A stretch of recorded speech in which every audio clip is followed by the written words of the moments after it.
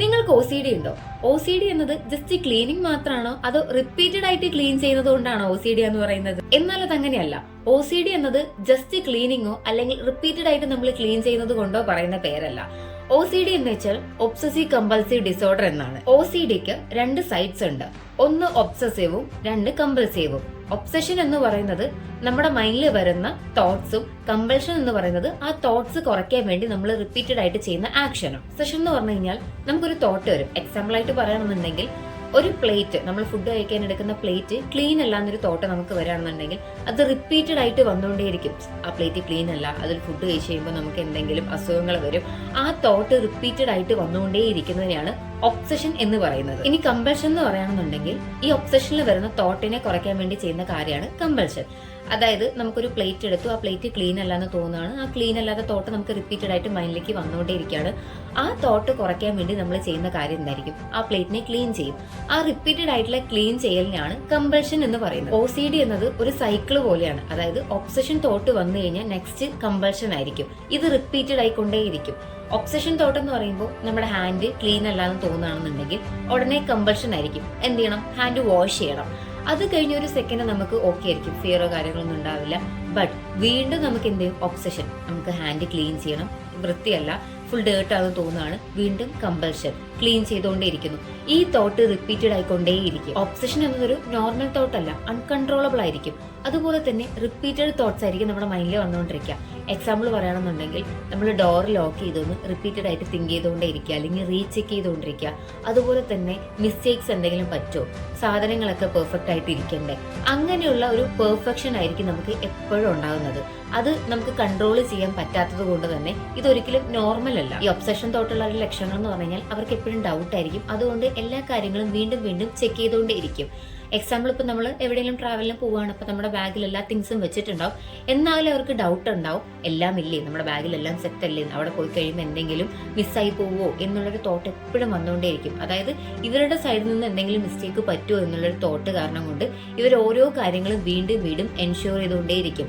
അതേപോലെ തന്നെ കൗണ്ടിങ്, എന്ത് കാര്യം ചെയ്യുകയാണെന്നുണ്ടെങ്കിലും ഇവർക്കൊരു കറക്റ്റ് കൗണ്ട് ഉണ്ടാവും. ഫോർ എക്സാമ്പിൾ ഒരു സ്റ്റെപ്പ് കയറുകയാണെന്നുണ്ടെങ്കിൽ അവർ കൗണ്ട് ചെയ്തിട്ടായിരിക്കും കയറുക. അല്ലെങ്കിൽ എന്തെങ്കിലും സ്നാക്സ് ഒക്കെ കഴിക്കുമ്പോഴും അവർ കൗണ്ട് ചെയ്തിട്ടായിരിക്കും കഴിക്കുക. അതായത് എല്ലാ കാര്യങ്ങളും ഇവർ ഭയങ്കര പെർഫെക്റ്റ് ആയിട്ടായിരിക്കും ചെയ്യാൻ ശ്രമിക്കുക. കമ്പൾഷൻ എന്ന് പറയുമ്പോൾ ഒബ്സഷൻ റെഡ്യൂസ് ചെയ്യാൻ വേണ്ടി ചെയ്യുന്ന ആക്ഷൻ ആണ്. ഫോർ എക്സാമ്പിൾ ഇപ്പോൾ ഫ്ലോർ ക്ലീൻ അല്ലാന്ന് തോന്നുമ്പോൾ നമ്മൾ ചെയ്യുന്ന ആക്ഷൻ ആണ് കമ്പൾഷൻ. ക്ലീൻ ചെയ്യുന്നു, പക്ഷെ വീണ്ടും ഈ തോട്ട് വരും, ഫ്ലോർ ക്ലീൻ അല്ല, അപ്പൊ വീണ്ടും കമ്പൾഷൻ വരും. അതായത് ഒബ്സഷനും കമ്പൾഷനും മാറി മാറി വന്നുകൊണ്ടിരിക്കും. ഈ സൈക്കിൾ റിപ്പീറ്റഡ് ആയിക്കൊണ്ടിരിക്കുന്നതിനാണ് OCD എന്ന് പറയുന്നത്. ഇതില് നോർമൽ തോട്ടും OCDനെയും എങ്ങനെ ഡിഫറൻഷിയേറ്റ് ചെയ്യാന്ന് വെച്ച് കഴിഞ്ഞാൽ, ഇപ്പൊ നമുക്ക് ക്ലീനിങ് ഭയങ്കര ഇഷ്ടമാണ്. അതായത് നമുക്ക് വെസൽസ് വാഷ് ചെയ്യുന്നതാണെങ്കിലും അല്ലെങ്കിൽ ഫ്ലോർ ക്ലീൻ ചെയ്യുന്നതാണെങ്കിലും റൂമൊക്കെ നല്ല നീറ്റായിട്ട് വെക്കുന്നതൊക്കെ നമുക്ക് ഇഷ്ടമുള്ള ഒരു കാര്യമാണെന്നുണ്ടെങ്കിൽ അത് നോർമലാണ്. പക്ഷേ നമുക്കിതൊന്നും ക്ലീൻ ചെയ്തിരിക്കാൻ പറ്റുന്നില്ല, ഈ തോട്ട് മനസ്സിൽ വന്നുകൊണ്ടേ ഇരിക്കുകയാണ് എന്നുണ്ടെങ്കിൽ അത് നോർമൽ അല്ല, അത് OCD ആവും. എന്തുകൊണ്ടാണ് ആൾക്കാർ OCD എക്സ്പീരിയൻസ് ചെയ്യുന്ന അറിയാമോ? ഇതിന് ഒരുപാട് റീസൺസ് ഉണ്ട്. എക്സാമ്പിൾ, ഇപ്പൊ നമ്മുടെ ബ്രെയിനിൽ ഒരുപാട് ഫിയർ സിസ്റ്റം വർക്ക് ചെയ്തുകൊണ്ടിരിക്കുകയാണെന്നുണ്ടെങ്കിൽ നമ്മുടെ ബ്രെയിനിലേക്ക് കൊടുക്കുന്ന ഇൻഫർമേഷൻസ് ഡേഞ്ചറും ഫേക്കും ആയിരിക്കും. ദെൻ കെമിക്കൽ ഇംബാലൻസ്, അതായത് നമ്മുടെ സെറോട്ടോണിൻ ഹോർമോണിന്റെ അളവിൽ വരുന്ന വ്യത്യാസം കാരണം കൊണ്ട് നമുക്ക് OCD എക്സ്പീരിയൻസ് ചെയ്യാം. പിന്നെ ജനറ്റിക് ഇഷ്യൂസ്, നമ്മുടെ ഗ്രാൻഡ് പാരന്റ്സിനോ ഈ OCD ഉണ്ടെന്നുണ്ടെങ്കിൽ നമുക്കും വരും. അതേപോലെ സ്ട്രെസ്സോ അല്ലെങ്കിൽ പാസ്റ്റ് ട്രോമ എക്സ്പീരിയൻസ് ഉള്ളവർക്കാണെന്നുണ്ടെങ്കിലും ഈ OCD എക്സ്പീരിയൻസ് ചെയ്യാനുള്ള ചാൻസ് കൂടുതലാണ്. OCD ഉള്ളപ്പോൾ നമ്മുടെ ബ്രെയിന് ഒരു ഫാൾസ് അലാറം പോലെയാണ്. അതായത് അവിടെ പ്രോബ്ലംസ് ഒന്നും ഇല്ലെങ്കിൽ പോലും ഡേഞ്ചർ സിഗ്നൽ ആണ് പാസ് ചെയ്തുകൊണ്ടിരിക്കുക. അതുകൊണ്ട് തന്നെ നമുക്ക് റിപ്പീറ്റഡ് ആയിട്ടുള്ള ആക്ഷൻസ് കൂടുതലായിരിക്കും. ബിക്കോസ് നമ്മുടെ ബ്രെയിനിലേക്ക് ഫാൾസ് ഇൻഫർമേഷൻസും സിഗ്നൽസും ആണ് കിട്ടിക്കൊണ്ടിരിക്കുന്നത്. ഇത് നമ്മുടെ ഡെയിലി ലൈഫിനെ എങ്ങനെ എഫക്ട് ചെയ്യാന്ന് വെച്ച് കഴിഞ്ഞാൽ, ഇപ്പൊ നമ്മൾ വർക്ക് ചെയ്യുന്ന ആളാണെങ്കിലോ അല്ലെങ്കിൽ സ്റ്റഡീസ് ഒക്കെ ആണെന്നുണ്ടെങ്കിൽ കോൺസെൻട്രേഷൻ ഭയങ്കരമായിട്ട് കുറയും. കാരണം വേറെ കുറെ ഇൻഫർമേഷൻസ് ആണ് നമുക്ക് ബ്രെയിനിലേക്ക് കിട്ടിക്കൊണ്ടിരിക്കുന്നത്.